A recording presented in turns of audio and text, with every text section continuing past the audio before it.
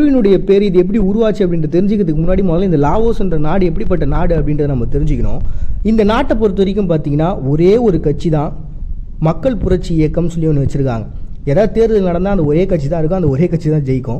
அதுலேயும் பார்த்தீங்கன்னா அரசியல் சார்ந்து கிட்டத்தட்ட 53% மக்கள் வந்து அரசியல் ஈடுபாடோடு இருப்பாங்களாம். ஏதாவது ஒரு பிரச்சனை அப்படின்னா உடனே மக்கள் எல்லாம் ஒன்றா சேர்ந்து அதுக்கு குரல் கொடுக்குறது, இந்த பிரச்சனைக்கு தீர்வு காண்றது அப்படின்னு சொல்லிட்டு ரொம்ப அமைதியான, ரொம்ப ஒரு ஹெல்த்தியான ஒரு மக்களாக வந்து வாழ்ந்துக்கிட்டு இருக்காங்க. இவங்க ஆறுலேருந்து கிடைக்கக்கூடிய அந்த மின்சாரத்தை என்ன பண்ணுறாங்கன்னா சீனா, தாய்லாந்து, வியட்நாம் சொல்லிட்டு அண்டை நாடுகளுக்கு கொடுத்து அதுலேருந்து வரக்கூடிய வருவாயை வச்சு இவங்க நாடு வந்து ரொம்ப ஹெல்த்தியாகவும் வாழ்ந்துட்டு இருக்காங்க. இவங்களுக்கு வந்து சமீபத்தில் ஒரு பெரிய அகழ்வாராய்ச்சி நடந்தது. அதில் 40,000 வருஷத்துக்கு முந்தைய மண்டையோடுகள்லாம் கிடைச்சது.